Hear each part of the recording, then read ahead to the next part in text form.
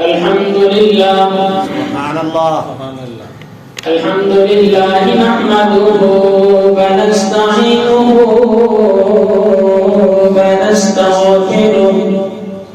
ونستغفره ونؤمن به ونتوكل عليه ونعوذ بالله من شرور أنفسنا ومن سيئات أعمالنا من يهده الله فلا مضل له ومن يضلله فلا هادي له ونشهد أن لا إله إلا الله وحده لا شريك له ونشهد أن سيدنا وسندنا وحبيبنا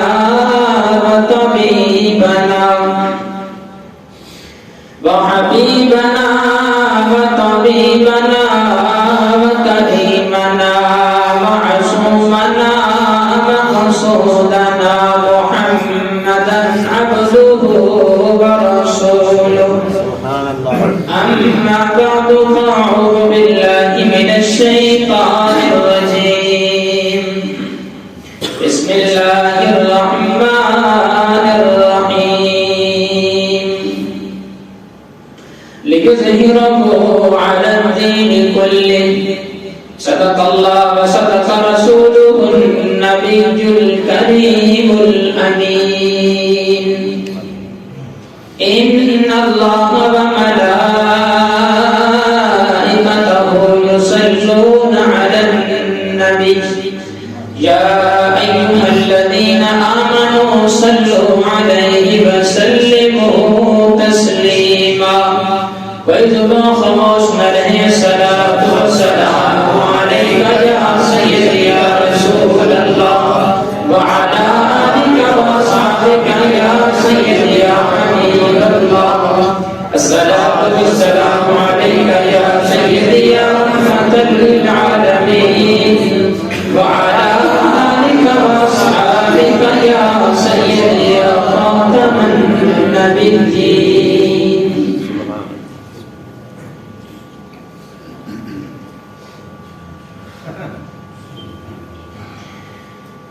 رنگ رنگ کے سارے زمانے کو رنگ رنگ کے سارے زمانے کو رنگ رنگ کے سارے زمانے کو محبوب حق سبحان آیا رنگ رنگ کے سارے زمانے کو رنگ رنگ کے سارے زمانے کو محبوب حق سبحان آیا کل نبی رسول اللہ بڑھ کے کل نبی رسول اللہ بڑھ کے ساڈا پاک نبی سلطان آیا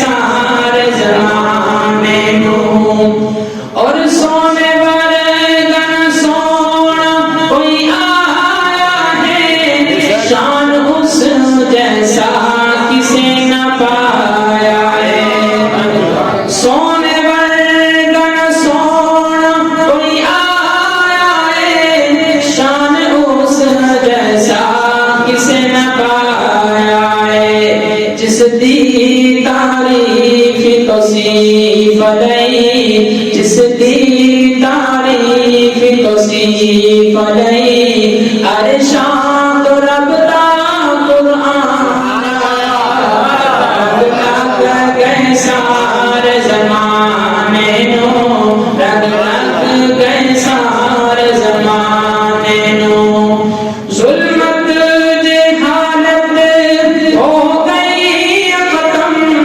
آئے عربی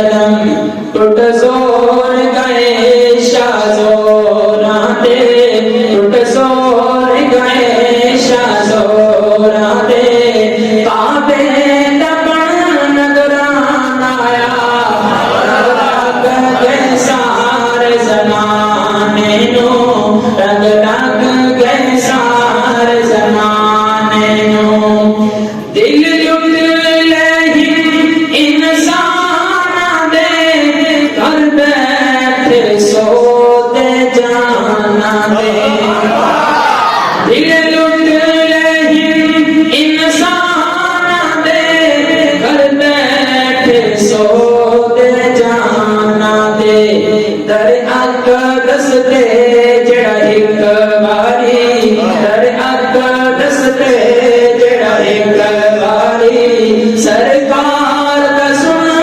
बयान आया लग गए सारे ज़माने नू कहला साईं सिद्दीक़ दीवाना है लाया अव्वल जिस याराना है कहला साईं सिद्दीक़ दीवाना है लाया अव्वल जिस याराना है तन मन ते धन सब जायदादा तन मन ते धन सब जायदादा करन आका तो कुर्बान आया गए सारे ज़माने नू मंग रब तो पाक नबी सरवर भुलवाया जिसने काबे दा दर मंग रब तो पाक नबी सरवर भुलवाया जिसने काबे दा दर इस्लाम दी इज्जत अज़मत लई इस्लाम दी इज्जत अज़मत लई बन के उमर जवान आया लग गए सारे ज़माने नू बाबा जी हज़रत उस्मान गनी सुभान अल्लाह और जिसको लो साईं बिट दी गई छुपा कुल मलक कारद सखी दा हया जिसको लो साईं बिट दी गई छुपा कुल मलक कारद सखी दा हया जेड़ा बन के सोने मदनी दा जेड़ा बन के सोने मदनी दा तोरा दामाद उस्मान आया लग गए सारे ज़माने नू जिद नाम तो कुफारे डरता है दर्द सुन के ललकारे जिद नाम तो कुफारे डरता है दर्द सुन के ललकारे कित टुकड़े जिसने मरहब दे कित टुकड़े जिसने मरहब दे फातिह बर्दाश्त मर्दान आया लग गए सारे ज़माने नू महबूब हक सुभान आया कुल नबी रसूल दा बन के कुल नबी रसूल दा बन के सद पाक नबी सुल्तान आया लग गए सारे ज़माने नू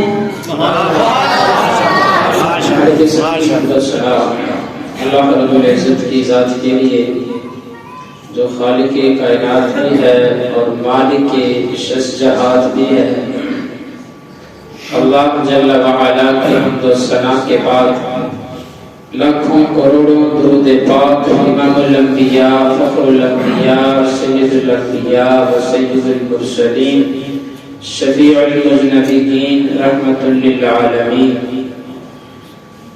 بدر الدجا شمس الضحا احمد مجتبی حضرت محمد مصطفیٰ سرور کونین صلی اللہ تعالی علیہ وآلہ وسلم کی بارگاہ ناز میں اپنی عقیدتوں محبتوں کا خراج تحسین پیش کرنے کے بعد واجب الاحترام قابل صد احترام بھائیو دوستو بزرگو عزیز طلباء، آج کا موضوع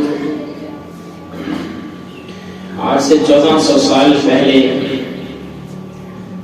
جب مدینہ کی سرزمین پر نظام مصطفیٰ صلی اللہ تعالی علیہ وآلہ وسلم قائم ہوا تو پھر کیا ہوا تھا، اور اس وقت میرے معاشرے کو جس نظام کی ضرورت ہے وہ نظام مصطفیٰ ہے صلی اللہ تعالی علیہ وآلہ وسلم۔ نبی رحمت صلی اللہ تعالی علیہ وآلہ وسلم 5 ہجری میں بنو مستلق کی ایک مشہور جنگ ہوئی، تو اس جنگ کے اندر مہاجر صحابہ بھی موجود تھے، انصار بھی موجود تھے، ایک مہاجر صحابی اور ایک انصاری صحابی، دونوں کی آپس میں کسی بات پر بحث ہو گئی، بحث ہوتے لڑائی ہو گئی۔ اب جو مہاجر تھا اس نے اپنے ساتھیوں سے کہا یہ انصار ہے، اس نے میرے ساتھ زیادتی کی ہے۔ جو انصار تھا اس نے کہا کہ دیکھو یہ مہاجر ایسا زیادتی کی ہے۔ دو قافلے تیار ہو گئے، آپس میں بات لڑائی تک پہنچ گئی۔ جب بات لڑائی تک پہنچ گئی تو اس قافلے کے اندر منافقوں کا سردار عبداللہ ابن ابی، یہ منافق بھی اس قافلے کے اندر موجود تھا۔ جب بات لڑائی تک پہنچی تو وہ کہنے لگا کہ دیکھو، انصار سے کہنے لگا، جو مدینہ کے رہنے والے صحابہ سے ان سے کہنے لگا کہ دیکھو میں نے تمہیں شروع میں منع کیا تھا کہ تم نے مسلمانوں کے قریب نہیں ہونا، ہم نے ان کے قریب نہیں جانا، تم نے خود ان کو اپنے سروں پہ چڑھایا ہے، تم نے خود ان کو اپنے گھر بھی دے دیے، تم نے خود ان کو رشتے بھی دے دیے، تم نے خود ان کو مال بھی دے دیا، تم نے خود ان کو اپنے مدینہ کے اندر ٹھکانہ بھی دے دیا، تم نے سب کچھ خود تو دیا ہے۔ اگر تم نہ دیتے تو یہ نہ ہم پہ معاذ اللہ مسلط ہوتے اور یہ معاملات ہمارے درمیان بنتے۔ پھر کہنے لگا خدا کی قسم، یہ عبداللہ بن ابی منافقوں کا سردار تھا۔ یہ کہنے لگا کہ ہم مدینہ پہنچ گئے نا، تو مدینہ پہنچ کر ہم عزت والے ہیں، اپنے آپ کو کیا کہتا ہے منافق، ہم عزتوں والے ہیں، اور معاذ اللہ ہم ان ذلیلوں کو مدینہ سے نکال دیا۔ یہ عبداللہ ابن ابی منافق کہہ رہا ہے۔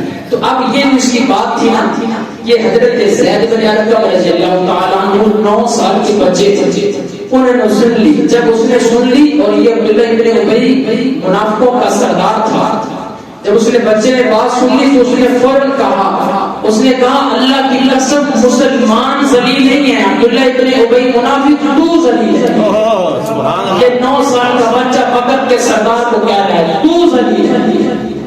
تیرے لوگ جو ہے نا، تیرے چاہنے والے جو کہتا ہے مجھ سے محبت کرنے والے ہیں، وہ تجھے ترچھی نظروں سے دیکھتے ہیں، نہ حضور جانا کو دیکھتے ہیں، نہ ہی مسلمانوں کو دیکھتے ہیں۔ مسلمان بھی عزتوں والے ہیں، اللہ کے نبی بھی عزتوں والے ہیں۔ اب یہ معاملہ چلتا چلتا نبی رحمت تک پہنچا تو منافق کو پتہ چلا، وہ چلتا چلتا نبی رحمت کی خدمت میں حاضر ہوا، معافی بھی مانگی، کہنے لگا کہ یا رسول اللہ دیکھیں وہ بچہ تھا زید بن ارقم، ان کو کوئی غلط فہمی ہو گئی ہوگی، تو یہ میرے ساتھ میرے جانے والے بھی چھوٹے چھوٹے جو منافق تھے وہ بھی تشریف لائے، وہ بھی کہنے لگے کہ یا رسول اللہ وہ بچہ ہے، غلطی ہو گئی ہوگی یا اس کو سمجھ نہ لگی ہوگی۔ تو حضرت زید بن ارقم جب واپس مدینہ میں آ گئے نا، آپ نے مدینہ سے نکلنا چھوڑ دیا، اپنے گھر میں رہتے تھے، مسجد نبوی میں ملا جاتے تھے۔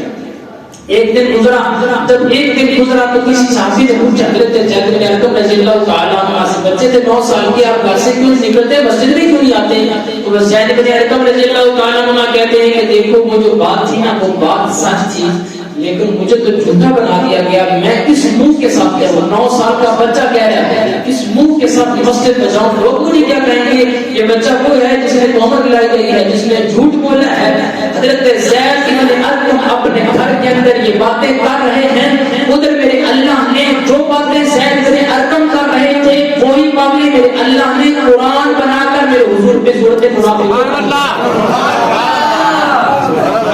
میں جو میرا موضوع ہے، موضوع یہ نہیں، موضوع میرا یہ ہے، آپ دیکھیں جی، آپ یہ بات کر لی، سورۃ المنافقون نازل ہو گئی، تو اس منافق سردار کا بیٹا عبداللہ رضی اللہ تعالیٰ عنہ یہ سچے دل سے اخلاص نیت کے ساتھ میرے حضور پہ ایمان لانے والا تھا۔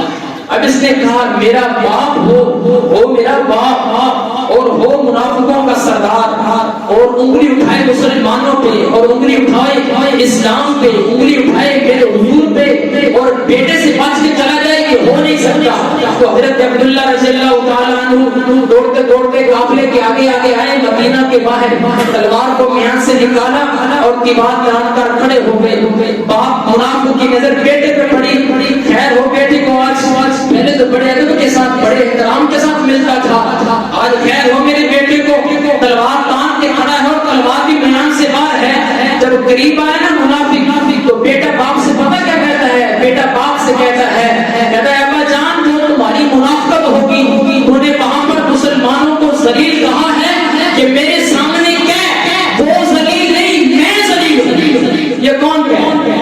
بیٹا باپ سے کہہ رہا ہے، یہ اسلام کی پاور ہے، اسلام اپنی طاقت رکھتا ہے، اسلام کی اپنی پاور ہے، اسلام کسی کے سامنے جھکنے نہیں دیتا۔ وہ منافقوں کا سردار ہو، خواہ وہ یورپ امریکہ ہو، کوئی بھی ہو، اسلام جھکنے نہیں دیتا۔ وہ ایک خالد بن ولید ہو اور یہ ایک سلطان صلاح الدین ایوبی ہو، وہ لاکھوں کے مقابلے میں اکیلا اس لیے کھڑا ہو جاتا ہے کہ اس کے پاس جو پاور ہوتی ہے وہ پاور اسلام کی پاور ہوتی ہے۔ عبداللہ نے کہا میرا باپ ضرور ہے، جہاں پر کہہ مسلمانوں کے سامنے کہ وہ ذلیل نہیں ہے، سب سے بڑا کائنات کا میں ذلیل ہوں، اگر تو نے یہ جملے نہ بولے اور تیرا بیٹا ضرور امتی آج گردن اتار دیتا ہوں۔ تو منافقوں کا سردار، مدینے کا سردار کو پھر اس نے کہا بیٹے میں کہتا ہوں کہ سب سے بڑا ذلیلوں کا ذلیل میں ہوں، مجھے معاف کرو۔ کہ نظام مصطفیٰ جب قائم ہو تو پھر 12 سالہ بچہ بھی میدان القتل ڈٹ جاتا ہے، نظام مصطفیٰ قائم ہو تو پھر 9 سال کا بچہ جب پریشان ہو کر گھر میں داخل ہو جائے تو اس کی پریشانی پر یہ رب قرآن پاک نازل کر دیا کرتا ہے۔ جب نظام مصطفیٰ قائم ہو پھر وہ 9 سال کا بچہ ہو یا 27 سال کا جوان ہو یا 18 سالہ حیدر کرار ہو، وہ فاتح خیبر کے قلعے اکھاڑ کے رکھ لیتا ہے۔ لیکن جب نظام مصطفیٰ قائم ہو، یہ ہوتا اس وقت ہے حضرت عمر بن خطاب رضی اللہ تعالی عنہما، آپ امیر المومنین بنے وقت کی، جب آپ وقت کے امیر المومنین بنے تو آپ نے ایک دن اپنے غلام اسلم سے کہا کہ چلو مدینہ سے ذرا باہر نکلتے ہیں، رات کا وقت تھا، ذرا مدینہ سے باہر نکلتے ہیں، جا کے پتہ کرتے ہیں، ہو سکتا ہے ہمیں تو کافرہ مل جائے، ہم اس کی خدمت کر سکیں۔ تو چلتے چلتے مقام حرہ وہاں پر پہنچے تو دیکھا کہ آگ جل رہی ہے، تو حضرت عمر بن خطاب رضی اللہ تعالیٰ عنہ فرمانے لگے کہ اسلم لگتا ہے یہاں پر کوئی قافلہ ٹھہرا ہوا ہے، اس کو رات ہو گئی ہے، تو رات ہونے کی وجہ سے یہ شہر میں داخل نہیں ہو سکا، چلو آؤ ان کی خدمت کرتے ہیں۔ تو آپ چلتے چلتے نا غلام کو ساتھ لے کر گئے تو دیکھا کہ ایک چولہا کے اوپر ایک دیگچی رکھی ہوئی ہے، اس کے نیچے آگ جل رہی ہے، بچے پاس رو رہے ہیں۔ تو عمر بن خطاب رضی اللہ تعالیٰ عنہ نے جا کر اجازت مانگی کہ بہن اگر میری مجھے اجازت ہو تو میں آپ کے پاس آ سکتا ہوں۔ وہ بہن کہتی ہے کہ جی آپ کو اجازت ہے، لیکن امیر المومنین اس کو جانتے تھے تو نہ وہ عورت جانتی تھی کہ میرے پاس آنے والا کون ہے۔ تو آپ جب اس کے پاس تشریف لے گئے، اس کے پاس تشریف لے گئے تو فرمانے لگے یہ بچے کیوں رو رہے ہیں؟ تو وہ عورت کہتی ہے کہ بھائی کافی دن ہو گئے میرے بچے بھوکے ہیں، کھانے پینے کے لیے میرے پاس کچھ نہیں ہے، یہ خالی میں نے دیگچی آگ کے اوپر رکھی ہوئی ہے تاکہ میرے بچوں کو تسلی ہو جائے، جب تسلی ہوگی تھوڑی سی مطمئن ہوگی یہ سو جائیں گے۔ تو وہ کہنے لگی کہ پھر ایک دن آنے والا ہے جو وقت کا امیر المومنین عمر بن خطاب ہے نا، ہم نے اللہ کی عدالت میں اس نے بھی جانا ہے، اللہ کی عدالت میں میں نے بھی جانا ہے، تو پھر اللہ کی عدالت میں میرا عمر کی وہاں پہ بات ہوگی کہ میرے بھوکے بچے ہیں، اگر وہ رعایا کا خیال نہیں کر سکتا تھا تو پھر امیر المومنین بننے کی ضرورت کیا تھی؟ یہ باتیں ہو رہی، ہمارے غروب رضی اللہ تعالیٰ عنہ کے پاؤں کے نیچے سے زمین نکل گئی، فوراً فرمایا کہ غلام چلو میرے ساتھ بیت المال میں گئے۔ جب بیت المال کے اندر داخل ہوئے تو میرے فروغ رضی اللہ تعالیٰ عنہ نے وہاں سے آٹا لیا، وہاں سے کھجوریں دی، وہاں سے کچھ اور راشن لیا، ایک تھیلا بھرا۔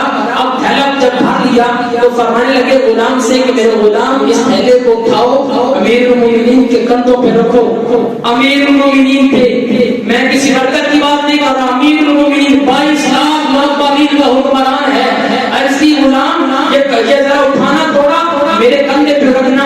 اسلم غلام کہتا ہے امیر المومنین آپ اتنے بڑی زمین کے بادشاہ ہیں, یہ میں اٹھاتا ہوں, میں آپ کا غلام ہوں. تو امیر المومنین نے فرمایا جہاں یہ بوجھ اٹھا لے گا کل قیامت کے دن جا کے بھی میرا بوجھ اٹھا لے گا, نہیں اٹھا سکتا کہ میں خود اٹھاؤں گا. حضرت اسلم کہتے ہیں کہ امیر المومنین نے خود اپنے کندھے پہ وہ تھیلا اٹھایا راشن والا, جلدی جلدی دوڑتے دوڑتے اس بہن کے پاس پہنچے, راشن نکالا, اس ہڈیا کے اندر آٹا ڈالا, کھجوریں ڈالی, حتیٰ کہ حضرت اسلم کہتے ہیں کہ امیر المومنین خود اس دیگچی کے نیچے جب آگ جلا رہے تھے خود پھونکے مار رہے تھے, حتیٰ کہ ایک ہریرا سا تیار کر لیا, تیار کر کے خود امیر المومنین نے ان بچوں کو اپنے ہاتھوں کے ساتھ کھلایا.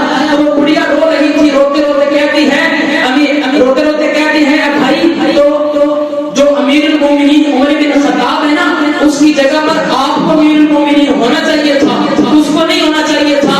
اصل میں تو آپ اس رعایا کا خیال کرنے والے ہیں. عمر بن خطاب کی آنکھوں میں آنسو ہیں. کھانا کھلایا ہے, کھلانے کے بعد حضرت اسلم کہتے ہیں امیر المومنین پیچھے ہٹ کر زمین پر بیٹھ گئے, آنکھوں میں آنسو ہیں. تو پھر اسلم کہتے ہیں کہ چلو امیر المومنین چلتے ہیں. تو جب اس عورت نے سنا نا کہ یہ امیر المومنین ہے تو عورت کہتی ہے آپ امیر المومنین ہیں. عرض کی میں امیر المومنین نہیں, میں تو تمہارا نوکر ہوں, تمہاری خدمت کرنے کے لیے آیا تھا. میں کہنا یہ چاہتا ہوں جب نظام مصطفیٰ ہو تو 4 لاکھ مربع میل کا حاکم نہیں 22 لاکھ مربع میل کا حاکم, وہ اپنے کندھے پہ بوری خود اٹھاتا ہے, خود لے کے بھی چلتا ہے. وہ بیوہ عورت ہو تو اس کی دہلیز پر بھی راشن پہنچاتا ہے, خود بناتا بھی ہے, خود پکاتا بھی ہے, خود اپنے ہاتھوں سے کھلاتا بھی ہے. اور جب نظام مصطفیٰ ہو کہ حضرت امیر المومنین کا زمانہ ہے, ایک عورت جا رہی تھی, جاتے جاتے اس کے ہاتھ میں تیل کی شیشی تھی, زمین پہ گر گئی, شیشی کی ٹوٹ گئی, تیل زمین نے پی لیا. عورت چلتی چلتی امیر المومنین کی خدمت میں حاضر ہوئی, آگے کہتی ہے امیر المومنین یا آپ کی حکومت میں یہ زمین نے میرا تیل پی لیا ہے, مجھے میرا تیل واپس چاہیے. امیر المومنین فرماتے ہیں اے اماں مجھے تیل وہی واپس چاہیے یا بیت المال سے اور دے دیں. تو آگے سے پتا اس بڑھیا نے کہا, کیا کہا؟ عورت کہتی ہے مجھے اور تیل نہیں چاہیے, مجھے میرا وہی تیل چاہیے, مجھے میرا وہی تیل چاہیے. حضرت امیر المومنین عمر بن خطاب رضی اللہ تعالیٰ عنہ نے ایک جلدی سے چٹھی لکھی, چٹھی لکھ کے اس بڑھیا کو فرمایا کہ جاؤ یہ چٹھی اس زمین پہ رکھ دینا.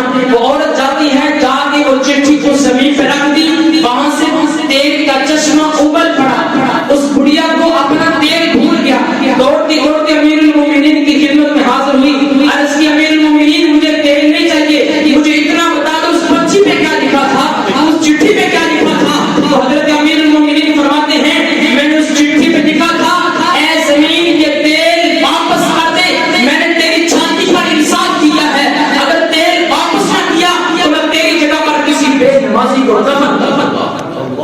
جب نظام مصطفیٰ قائم ہو تو پھر زمین تیل واپس کر دیتی ہے. یہی حضرت امیر المومنین, ان تمام باتوں کا خلاصہ میں صرف 2 منٹ میں نکالوں گا. امیر المومنین عمر بن خطاب رضی اللہ تعالیٰ عنہ کا زمانہ ہے.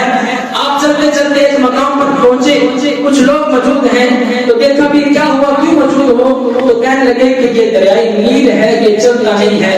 ہر سال کے بعد 1 سال گزرنے کے بعد ہم اس علاقے سے خوبصورت لڑکی کو تلاش کرتے ہیں, اس کو پھر زیورات سے سجاتے ہیں, چمکاتے ہیں, سجا چمکا کر اس لڑکی کو اٹھا کر اس دریا کے اندر پھینکتے ہیں.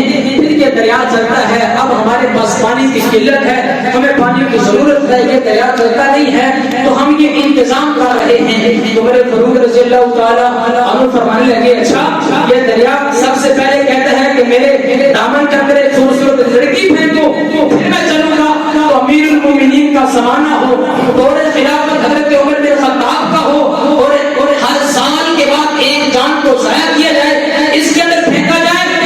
روزانہ امیر المومنین سے سیاپے نہیں ہوتے. آج یہ دریا چلتا ہے, یہ کہتا ہے میرے اندر لڑکی پھینکو, کل کو اس سے کوئی نہر نکلے گی, وہ کہے گی میرے اندر بھی پھینکو. یہ روزانہ کے سیاپے نہیں ہوتے.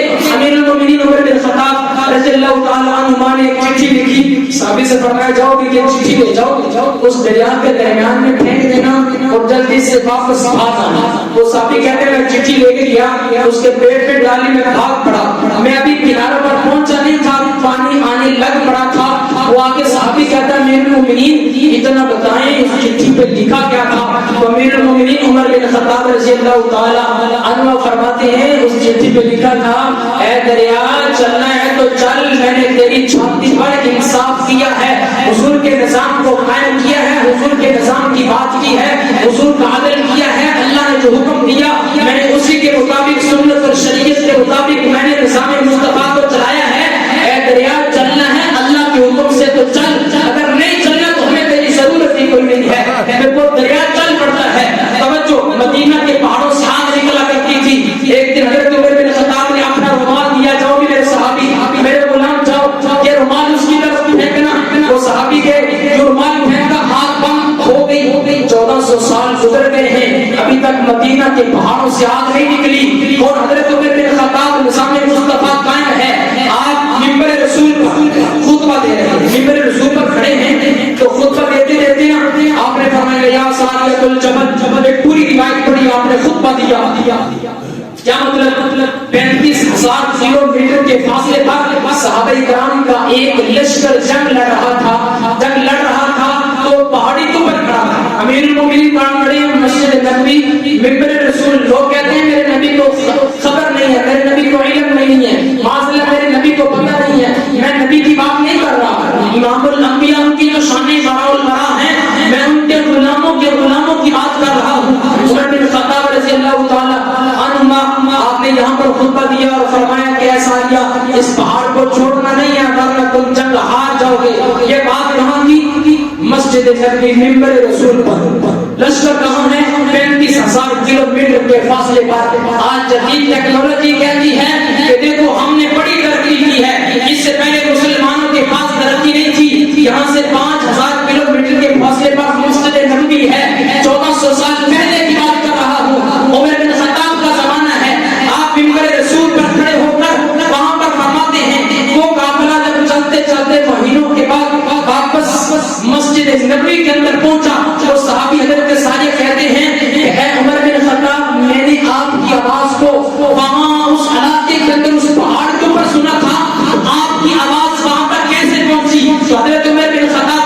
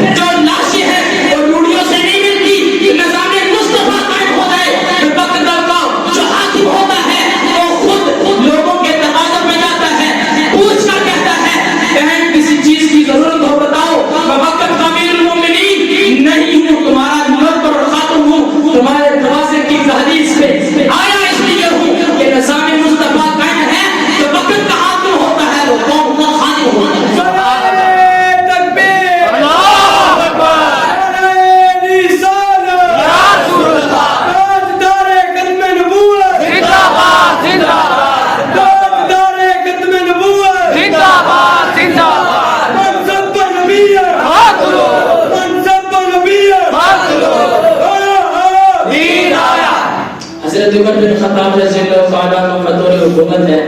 آپ کے دور حکومت میں نبی رحمت صلی اللہ علیہ وسلم کے جو چچا تھے نا، یہ جو دوست عمرہ کر کے آئے ہیں، آپ جب باب السلام سے داخل ہوتے ہیں، تیسرے پلر سے لے کر چوتھا جو پلر ہے، اس درمیان میں جو جگہ ہے نا، یہ جگہ وہ جگہ ہے جس جگہ پر نبی رحمت کے چچا حضرت عباس رضی اللہ تعالیٰ عنہ کا مقام تھا. تو جب یہ مدینہ کے اندر تشریف لے کے آئے نا ہجرت کر کے، تو نبی رحمت صلی اللہ علیہ وسلم کے جو چچا تھے وہ مکان بنا رہے تھے. مکان جب چھت پر پہنچا تو نبی رحمت کا وہاں سے گزر ہوا، تو میرے نبی رحمت نے فرمایا کہ چچا مکان تو تعمیر کر لیا ہے، اب اس کی چھت ڈال رہے ہو تو یہ پرنالہ کس طرف لگانا ہے؟ پرنالہ پانی والا جس سے ہم پانی نکالتے ہیں وہ پرنالہ، یہ آخری بات بس، یہ پرنالہ کس طرف لگانا ہے؟ تو حضرت عباس رضی اللہ تعالیٰ عنہ فرمانے لگے کہ یا رسول اللہ اس جانب لگائیں گے ورنہ جیسے آپ حکم فرمائیں ویسے لگا دیتے ہیں. تو میرے حضور نے فرمایا کہ اس جانب لگا دو. اب پرنالہ جب لگانے کی باری آئی تو حضرت عباس رضی اللہ تعالیٰ عنہ کہنے لگے کہ یا رسول اللہ صلی اللہ علیہ وسلم میں نیچے زمین پہ بیٹھتا ہوں تو آپ میرے کندھوں پہ کھڑے ہو کر پرنالہ لگا دیں. حضرت عباس نیچے بیٹھ گئے تو نبی رحمت صلی اللہ علیہ وسلم نے جب اپنا پاؤں مبارک حضرت عباس کے کندھے پہ رکھا نا تو حضرت عباس کی چیخیں نکل گئی، حضرت عباس کی چیخیں نکل گئی. تو نبی رحمت صلی اللہ علیہ وسلم نے فرمایا کہ چچا عباس، نبوت کا وزن اٹھانا ہر بندے کے بس کی بات نہیں ہے، ہر بندے کے بس کی بات نہیں ہے. کائنات میں صرف ایک ہی خلیفہ اول، خلیفہ بلا فصل حضرت سیدنا ابو بکر صدیق رضی اللہ تعالیٰ عنہ ہیں. کائنات کے اندر اگر نبوت کا کوئی وزن اٹھا سکتا ہے تو صدیق اکبر ہی اٹھا سکتا ہے، ورنہ کوئی نہیں اٹھا سکتا. میں نے تاریخ پڑھی، احادیث کے ذخیرے کو دیکھا، میں نے امام حسن کو دیکھا اور نبی کے کندھوں پر، میں نے امام حسین کو دیکھا اور نبی کے کندھوں پر علی المرتضیٰ کو دیکھا اور نبی کے کندھوں پر حضرت وقاص کو دیکھا اور نبی کے کندھوں پر میں نے حضرت عباس کو دیکھا تو نبی کے کندھوں پر، نبی کو دیکھا تو صدیق کے کندھوں پر. اگر کائنات کے اندر کوئی اور میرے حضور کو اٹھا سکتا ہے وہ ابو بکر صدیق اٹھا سکتا ہے. کائنات میں کوئی اور بھی نبوت کا وزن برداشت نہیں کر سکتا. میرے حضور نے فرمایا چچا میں نیچے بیٹھتا ہوں، آپ میرے کندھے پہ کھڑے ہو کے پرنالہ لگا دیں. میرے حضور بیٹھ کے حضرت عباس کھڑے ہوئے، پرنالہ لگ گیا. حضور جانے جانا دنیا سے زہری کے ساتھ فرما گئے، ابو بکر صدیق خلیفہ بنے، آپ بھی زہری کے ساتھ فرما گئے. حضرت عمر بن خطاب کا زمانہ آیا، آپ کے زمانہ مبارک کے اندر آپ چل رہے تھے، چلتے چلتے جب نماز کا وقت ہو گیا تو صحابہ کرام مسجد میں جمع ہوئے تو کہنے لگے کہ امیر المومنین یہ جو پرنالہ ہے نا حضرت عباس رضی اللہ تعالیٰ عنہ کے مکان کا، اس سے جب پانی بہتا ہے نا بارش کا تو کپڑے خراب ہو جاتے ہیں، چیمٹے پھٹ جاتے ہیں، تو کیوں نہ اس پرنالے کو اکھاڑ کے دوسری جانب لگا دیا جائے. امیر المومنین نے مسجد نبوی کے اندر اعلان فرمایا کہ ٹھیک ہے اس پرنالے کو اکھاڑ کے دوسری جانب لگا دیا جائے. پرنالہ لگ گیا. حضرت عباس ملک شام سے تجارت کر کے واپس مدینہ کے اندر پہنچے، جب مکان پر نظر پڑی دیکھا مکان کا پرنالہ دوسری جانب ہے تو حضرت عباس غصے میں آ گئے، فرمانے لگے مجھے بتاؤ میرے مکان کا پرنالہ اٹھایا کس نے ہے، ادھر لگایا کس نے ہے؟ تو لوگوں نے کہا کہ امیر المومنین کا حکم تھا، کپڑے خراب ہو رہے تھے اس لیے ہم نے یہاں سے اٹھایا ادھر لگا دیا.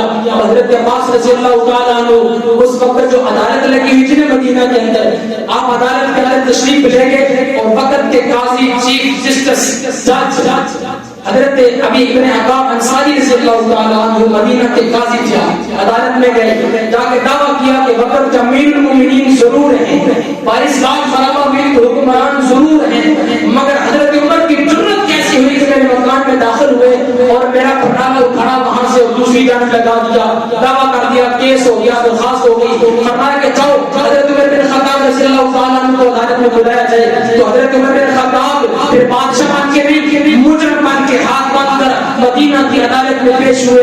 یہاں تو جناب کو بڑا آ جائے، آگے سے جب قاضی کھڑا نہیں ہوتا تو معاملہ خراب ہو جاتا ہے. تو قاضی مدینہ وہ حضرت عمر بن خطاب جب میرے حضور کے پاس آیا کرتے تھے تو میرے حضور حضرت عمر کے استقبال کے لیے کھڑے ہو جایا کرتے تھے اور فرمایا کرتے تھے کہ وہ عمر ہے، جب میرے پاس آتے ہیں میں استقبال کے لیے اس لیے کھڑا ہوتا ہوں جب یہ عمر مجھے کوئی رائے دیتا ہے، مجھے مشورہ دیتا ہے تو اس مشورے پر میرا رب قرآن پاک نازل فرما دیتا ہے. میں اس لیے عمر بن خطاب کا حیا کرتے ہوئے کھڑا ہو جاتا ہوں. جب آپ قاضی کی عدالت میں پیش ہوئے نا تو وقت کے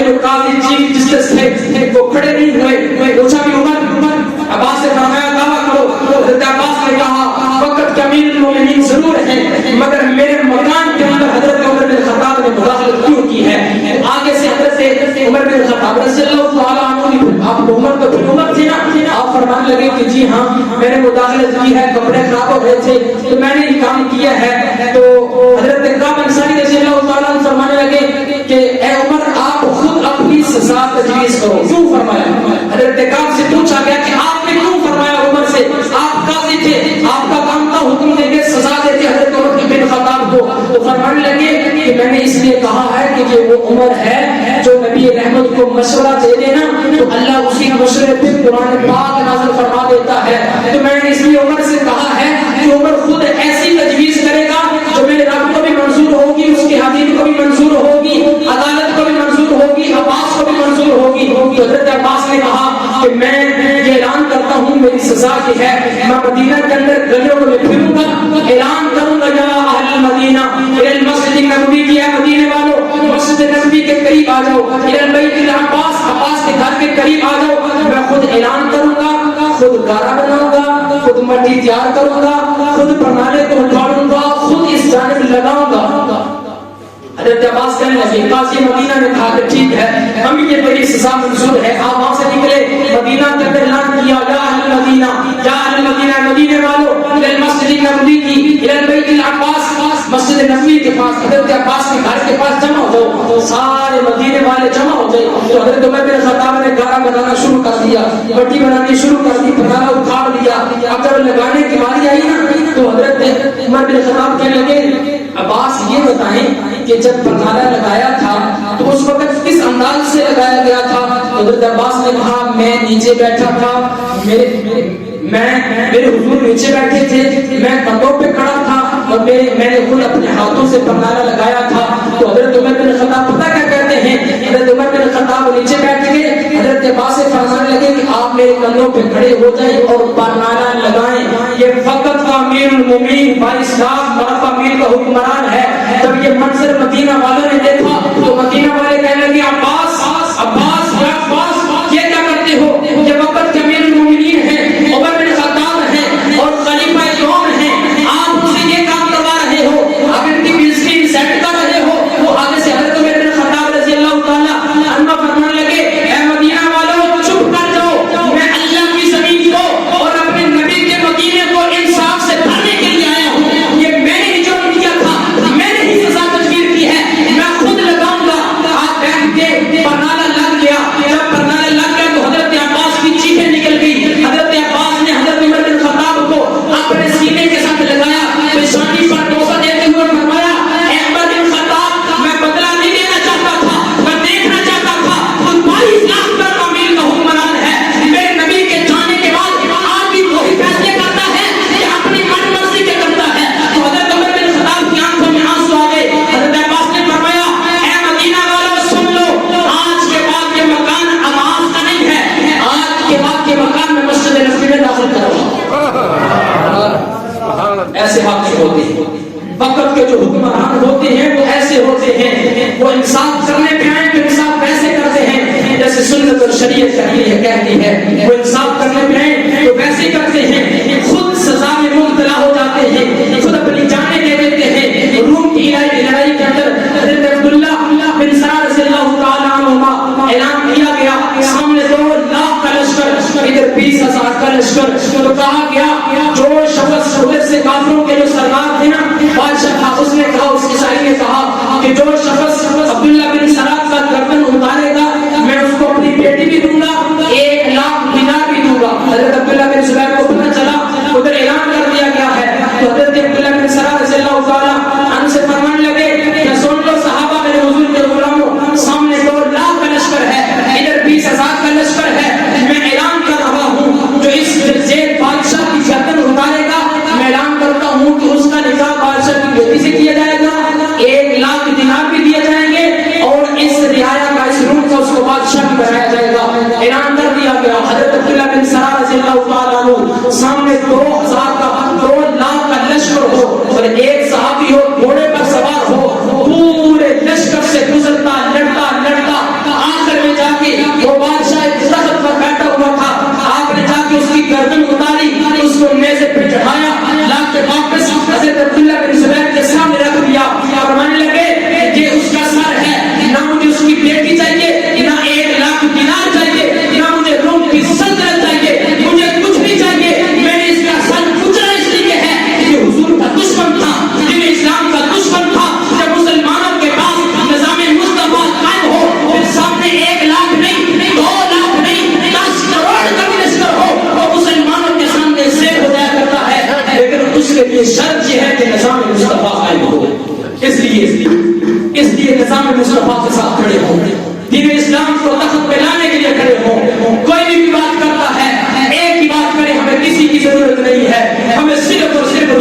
میرے اسلام کی ضرورت ہے. بس بات ہی ختم کر دیں. ہمیں ایک بھی چیز کی ضرورت ہے, وہ نظام مصطفیٰ کی ضرورت ہے. نظام مصطفیٰ قائم ہوگا پھر میری اور میری مائیں اور بہنیں اور بیٹیاں جو آٹے کی لائنوں میں لگ کے اپنی پردہ داری چال کر رہی ہے, عزت کمال کی جاتی ہے, چاردواری کا تقدس کمال ہوتا ہے. پھر یہ تقدس کمال نہیں ہوگا, پھر جو چلتے چلتے انسان کو گولی مار کے ختم کر دیا جاتا ہے, یہ قتل و غارت ختم ہو جائے گی, یہ آنکھیں ختم ہو جائے گی, یہ طوفان ختم ہو جائیں گے. ہر طرف ایک ہی بات ہوگی, وہ بات صرف رسول اللہ کے نظام کی ہوگی. اللہ رب العزت کی حضور میں دعا ہے, اللہ خالق رب العزت ہمیں نظام مصطفیٰ صلی اللہ علیہ وسلم کے ساتھ کھڑے ہونے کی توفیق عطا فرمائے. وعلیکم السلام. سنتے ہیں.